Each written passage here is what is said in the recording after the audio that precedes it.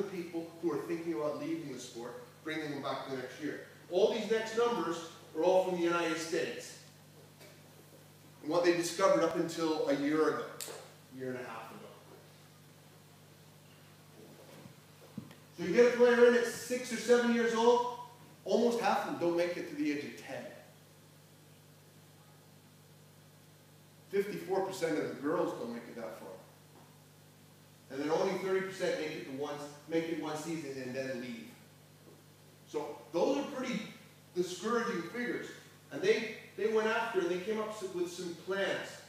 Of course, make sure it's fun. One of the things they did is they contacted people and asked them why. What's the matter? Was there a problem? You know, that one. Well, and then maybe they might be able to answer those questions to bring them back. They also had a plan where, I'm just trying to think what players there was. There was Zach Parisi, Tim Thomas, and somebody else. There's 3 or 4 players. Actually, there's some of the female players too. I think Angela Reccioliero, as you can tell, my pronunciation isn't great. She made one too. And they send them a telephone message where they picked it up, and here's this person saying, I hear you haven't come back this year. Why don't you come back? It'd be really great to have you back and play hockey. They did it in every single way to try and bring people back to the game. One of the other things, of course, is right in the middle there, as we try and hide it, educate the parents. Let them know what you're trying to do, why you're doing some of these things. Because sometimes as hockey people, we make the assumption they already know. And a lot of times, they don't. We think, oh yeah, they know what they're doing. I'll give you a simple one. I'm helping out the hockey school with ZSA, Zurich. And we're helping out, and I'm watching this little guy, and he keeps trying to do makkaras for the Finnish people. Just do half movements like this. And he keeps falling over. Wait a second. Come here.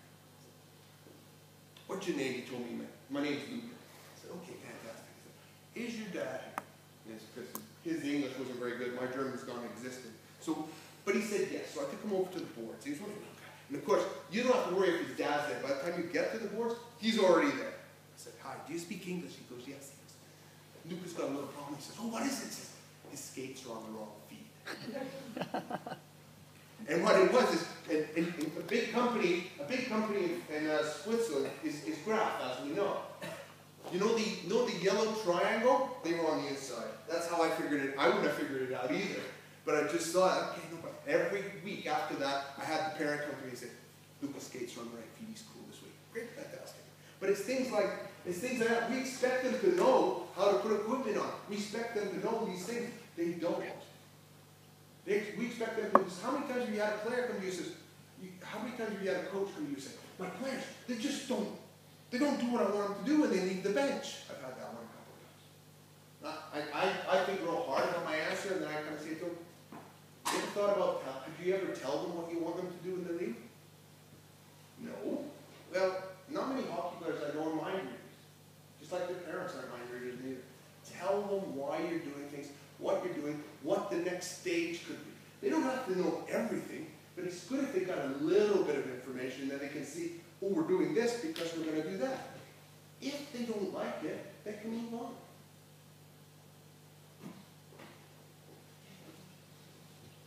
So that's a couple of other things for retention. What you've just seen today is the girls' hockey day.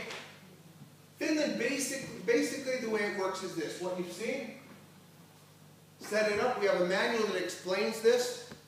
Actually, explains both of them, the experience and the girls' hockey day. And Mima, Johanna Pelkonen, who's actually who runs the program for Finland, actually came to me today and said, you know what? I don't see a reason why we can't run boys and girls together. It's the first time they ever run a boys and girls one together. And it's also the first time they ever run one during the summer. Because I don't know if you know, I think I told you guys about July. The only Finnish people are here. Everybody else is on holiday. The Finns just disappear in the middle of July. So they've done really well. They're really happy with this. But you know what happened?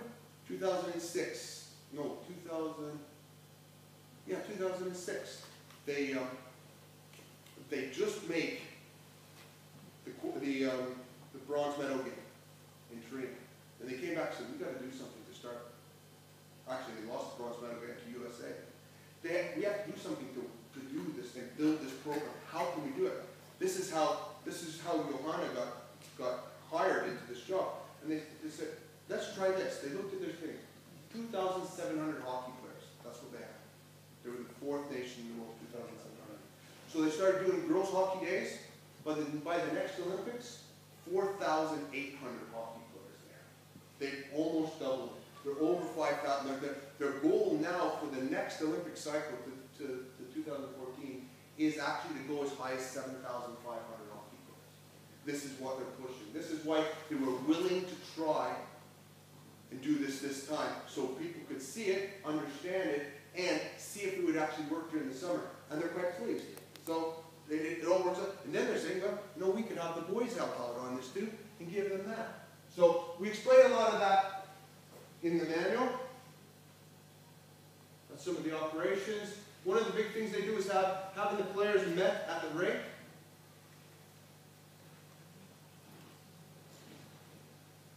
We have demos. This is something I did quite a few times. Going in and running a demonstration during a game. Between periods. They do it in Canada and all that, so it's not just as organized as we do it. But you stick them on the ice. As many players as you can get. You go in between a period. And it's only 4 minutes.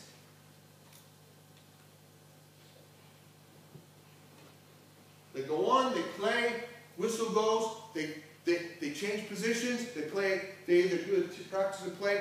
The whistle goes, you come to center ice, wave at your mom and dad, and get off the ice. Because you know what? People stay in the ring. This is interesting, and it's very quick for people to understand that there's some hockey here.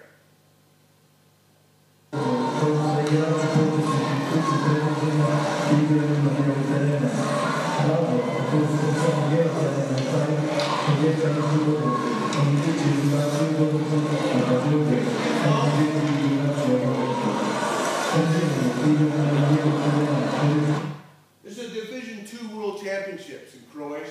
I believe it was Croatia, Serbia was the game that we played in 2007. 4.5, no, actually there's 5,000 people in the building. As you saw there, almost 4,000 stayed to watch in 4 minutes during that. Doesn't get in the way of the resurface, and he actually brought in some interest about, ooh, what's happened? Do you mean we have youngsters who are playing here?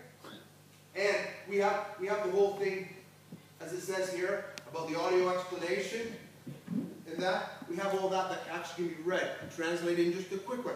Just read it and go. We have done it the other way too, that in the middle, have the game in the middle and have them practicing on the outsides, if you don't have enough players.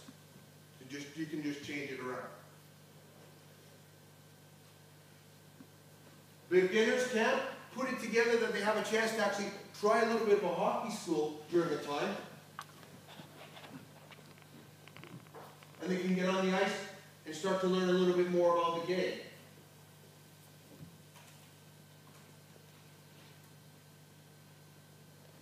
Maybe we go for everything. We go for the skating school at one end and we go for the hockey school at the other end. Just teaching them basic skills so they can actually move up and graduate as the week goes on or as the year goes on.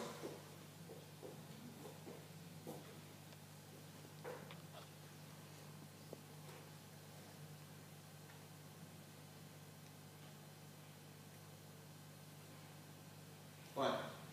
So where does that go? That goes into our Learn to Play program. Our Learn to Play instructors now are going to be running and helping on the recruitment programs, but our Learn to Play program is our entry-level development program. Very simple. We have people come in, they come in, they learn about the sport, and then hopefully they can go back. We have 2 people here who spent the beginning time of the week on Learn to Play and now come into the Observer program. We try and get this because a lot of times, I remember as a player that I was helping coaching, oh, we got some new players here. Do something with them. Oh yeah, that's great. Because a lot of times as a player, you know how to try and do breakouts or something, but like teaching little guys or trying to find out about little guys, that's something completely different. You have to be fairly structured in the way you bring them, because we have to have them there so they actually want to learn and they want to come back.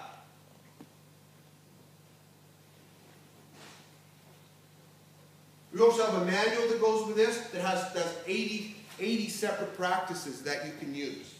We're also today, after the girls' hockey day was over, the Learn to Play instructors went back on the ice with the actual participants and stuff, and they filmed the practice of the participants practicing and learning games, doing the 3 letters, to show how games can actually be used without them being competitive, and they can learn to do that. And that's something else that we will be bringing out.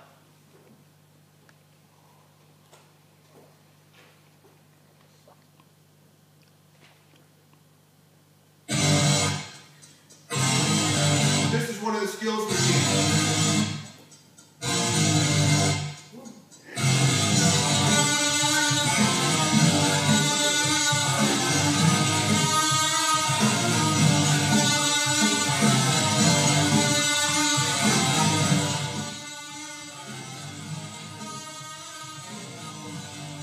What's this little guy escaped now?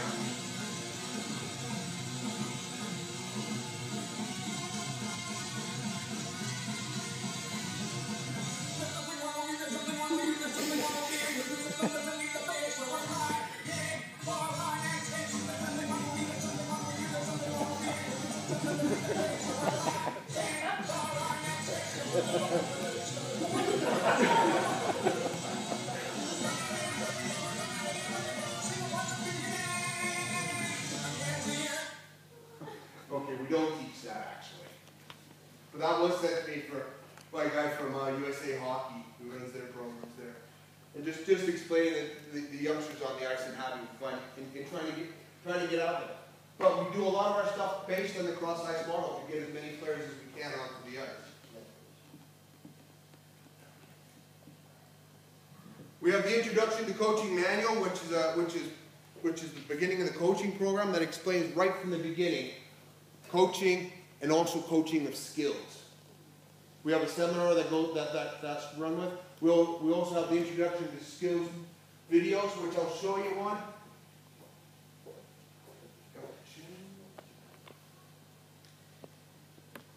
So this is one specific skill, just showing them. This helps players bending their knees. In the manual, you can see that you can actually use those skills.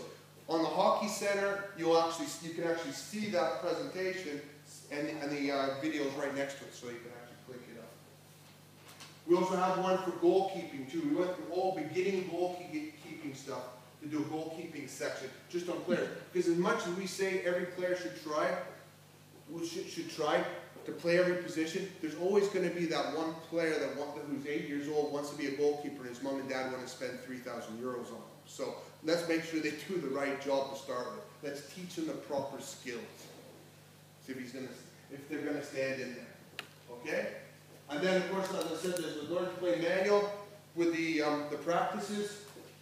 And we have the IHF instructors that we work with. They're here now, but a lot of nations have had people go in and help them in those nations with each job. We send our Learn to Play instructors all around the world trying to help out with these 2 programs. And finally, we have the Learn to Play brochure, and the Learn to Play brochure brings us back to where we started with the recruitment program. Just a quick one here. We have a recruitment page that has the whole program in all the different languages and the posters in PDF. We also have, as I said, we have an interactive video that works on that. That's on there. The Hockey Center has more stuff and all the education programming downloads. And then a really good website.